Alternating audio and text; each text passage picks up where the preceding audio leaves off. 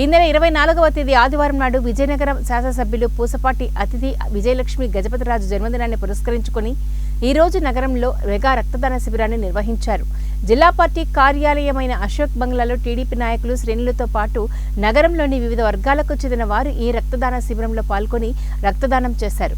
ఈ రక్తదాన శిబిరాన్ని ఎమ్మెల్యే తండ్రి, మాజీ కేంద్ర మంత్రి, టీడీపీ పొలిట్ బ్యూరో సభ్యులు పూసపాటి అశోక్ గజపతిరాజు ప్రారంభించారు. రక్తదానం చేసిన వారిలో దీక్షదారులు కూడా ఉండటం విశేషం. కార్యక్రమంలో పాల్గొన్న ఎమ్మెల్యే అతిథి విజయలక్ష్మి గజపతిరాజు మాట్లాడుతూ తన పుట్టినరోజు సందర్భంగా ఈ రోజు మెగా రక్తదాన శిబిరం నిర్వహించడం ఆనందంగా ఉందని అన్నారు. ఆపద కాలంలో రక్తం లభించకపోవడంతో చాలా మంది ప్రాణాలు కోల్పోతూ ఉండటం బాధాకరమని, అటువంటి మరణాలను అరికట్టేందుకు ప్రతి ఒక్కరూ రక్తదానం చేయాలని అతిథి గజపతిరాజు కోరారు. సరిపడా రక్త నిల్వలు ఉంటే సమాజానికి మేలు జరుగుతుందని అన్నారు. అలాగే పర్యావరణ పరిరక్షణ కోసం తన పుట్టినరోజును పురస్కరించుకొని గ్లోబల్ వార్మింగ్ ను నివారించేందుకు ప్రతి ఒక్కరూ ఒక మొక్కను నాటి పెంచాలని పిలుపునిచ్చారు. ఇందులో భాగంగా నేడు మొక్కల పంపిణీ కూడా పార్టీ నాయకులు, కార్యకర్తలు తమ అభిమానులు చేపట్టారని ఆమె తెలియజేశారు. నగరంలోని అన్ని డివిజన్ల నుండి పెద్ద ఎత్తున రక్తదానం చేయడానికి ముందుకు రావడంతో అశోక్ బంగ్లాలో కోలాహలం నెలకొంది. మెగా రక్తదాన శిబిరంలో 300 మంది పైగా రక్తదానం చేయడం జరిగిందని తెలియజేశారు. కార్యకర్తలందరూ కూడా ఒక బ్లడ్ డొనేషన్ క్యాంప్ అనేది అరేంజ్ చేయడం జరిగింది.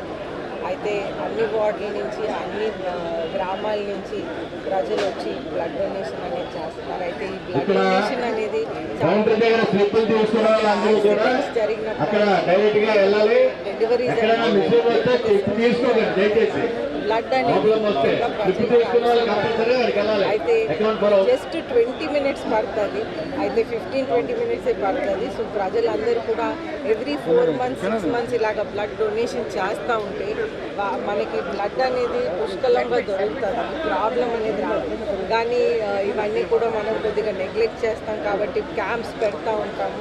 అయితే అందరు హాస్పిటల్స్ నుంచి కూడా అందరు వచ్చారు. మహారాజా హాస్పిటల్, నిమ్స్ హాస్పిటల్, అలాగే ఎన్టీఆర్ బ్లడ్ బ్యాంక్, అందరు కూడా వచ్చి బ్లడ్ అనేది ఇక్కడ కలెక్ట్ చేయడం జరుగుతుంది. అలాగే నా తండ్రి అయినటువంటి Pusapati Ashok Gajapathiraju garu polit bureau member, Telugu Desam party polit bureau member, వారు కూడా పర్యావరణాన్ని రక్షించడానికి అనేది మొక్కలు ఎవరైతే నాటుతారో, ఎవరైతే పెంచుతారనేది వాళ్ళందరికీ కూడా మొక్కలు ఇవ్వటం జరుగుతుంది. ఎందుకంటే క్లైమాటిక్